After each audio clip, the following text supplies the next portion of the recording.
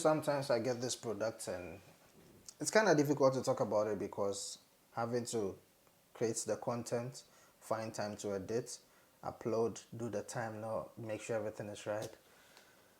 Sometimes it's time consuming. We have something a little new in our production. We've added something new. I've reviewed a few monitors on this channel, some in SA, some in Ghana, and this will actually be the first time I'm reviewing a monitor in Canada. So we have the Portkeys, I hope I'm pronouncing it right, and this is the HD7T. Apparently, with a few research that I've done, they've had quite a few of them in the past, and I think they had the HD7, which does not have the T. I stand to be corrected. The T actually stands for touchscreen, so the previous one does not have a touchscreen, and I think it wasn't 1,000. I'm not sure if you guys can see it. In a beautiful box, and it's got all the information inside. At the back, it also has some Chinese stuff going on there. Sometimes having to shoot this kind of videos, it becomes a problem. And also the podcast that I do as well, sometimes we need to see ourselves to know what is happening. I can be filming, battery will die, and I will not even know that my battery is dead. I can be filming and I will be out of frame and I will still not know that I'm out of frame, but it is what it is. So I decided to add a monitor to the kit, and this is what I got after a couple of research, after dialing in and seeing which one is kind of affordable but also does the job. I mean, something affordable, which number one is bright enough, touchscreen, and pretty capable. This is what I came up to. I'm not sure if I did the right thing. I'm not sure if I went for the right one, but I guess time will tell. In the box, it's pretty straightforward.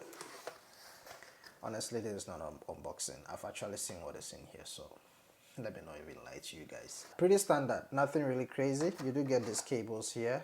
One is HDMI. Let's see what's here. So, yeah, a couple of... Okay, so this is HDMI cable. Yeah, full HDMI to full HDMI. The length is a bit shorter, but I guess if you be plugging it from your camera to a monitor, you don't need anything longer. So this is it. I'm not sure what this is. This is, I think, a DV cable. Honestly, I need to really find out what this is about because I honestly don't know what it is. And then there's an aux here. Another HDMI cable. This is the smallest one. I think the micro HDMI. And it goes to the full HDMI. So it's pretty decent. They added all these cables. You don't have to buy any extra cable or anything. And before I continue, I just want to put a disclaimer out there. This video is not sponsored. I'm not being sponsored by this company. I bought this with my own cash. Therefore, I'm allowed to give a straightforward and honest review about the product. In the box, this is what we get. This is the monitor. This is what I paid for. So you can have a clear look at it. 7-inch, which is kind of, it's actually an average. It's a decent size. 10-inch is a bit overkill and 5-inch is a bit too small. So I decided to go with the 7-inch. And right out of the box, I mean, it's kind of okay. It's lightweight. It's got some buttons on top.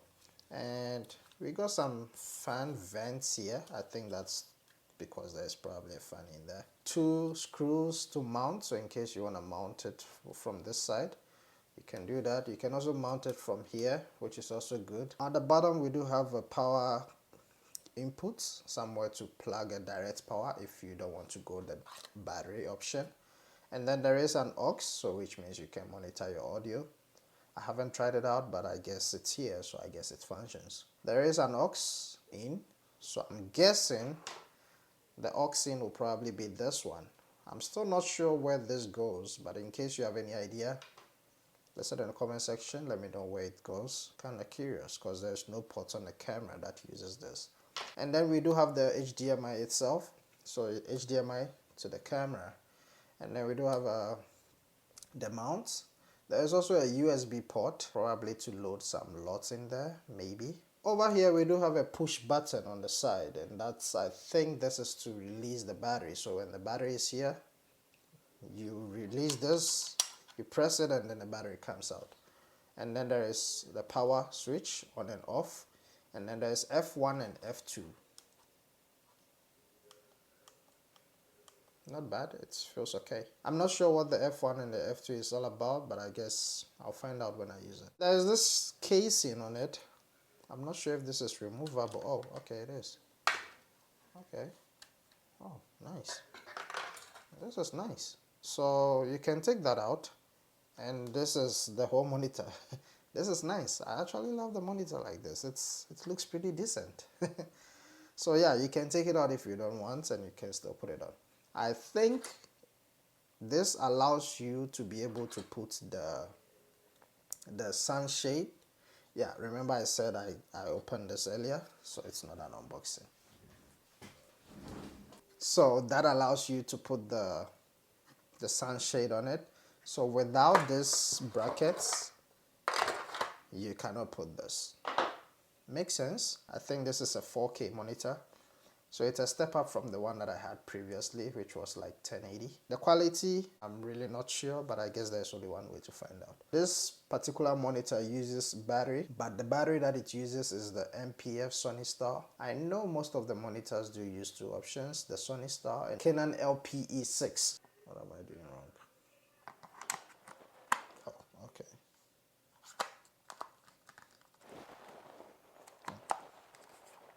Why is it so difficult?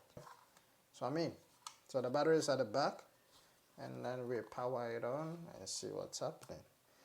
Apologies, I don't have a top monitor, so I guess this is how I'll be going with for now.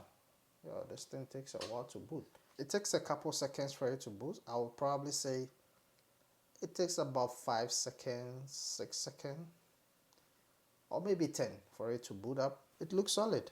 This is very nice. I mean, I like the appearance.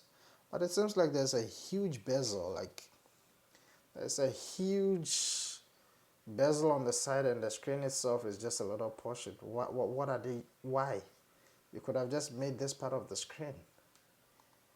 I mean, it works. There's quite a few options I'm seeing here. We do have the flip, so which means you can rotate the monitor based on how you want it to be rotated. There is 3D LUTs. So in case you want to load some LUTs, you can do that as well. I don't need anything crazy, honestly. I think this will pretty much do the job. So the F1 is for focus assist, and then the 2 is for zebras. Okay. The fan is a bit loud. I'm not sure if you guys can hear it. It's a bit loud. So I think if ever you're going to use this on your monitor, you should probably have an external microphone, because if you are really doing something that you don't want to pick any noise and you are recording straight out of your camera, there is high chances that you might probably pick up the fan speed. And it seems like the fan is constantly running. It doesn't pause, it doesn't stop at any point.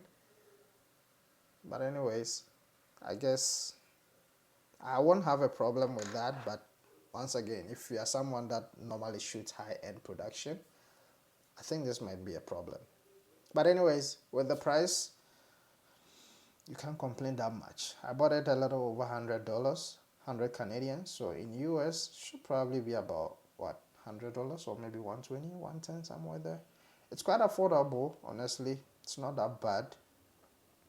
I think if you are someone on a budget and you need something with a good enough brightness and something that can do the job, this is not bad.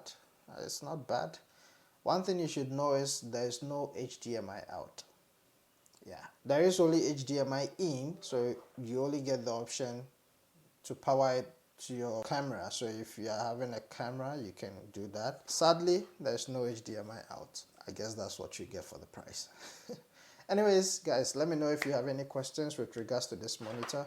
This is nothing crazy. I think it's just a low budget, nice monitor for people who don't want to break the bank but still want something to work with. It doesn't come with a battery, bear that in mind. Thank you for watching, guys. If you have any questions or if you got any concerns with regards to this monitor here, let me know and I will answer everything on this monitor. Just got my hands on it. I'm probably gonna use it for some time, and we'll still give a second review about how it works, how it functions, the usability and everything. So drop all your questions in the comment section and I'll probably address that in the next video.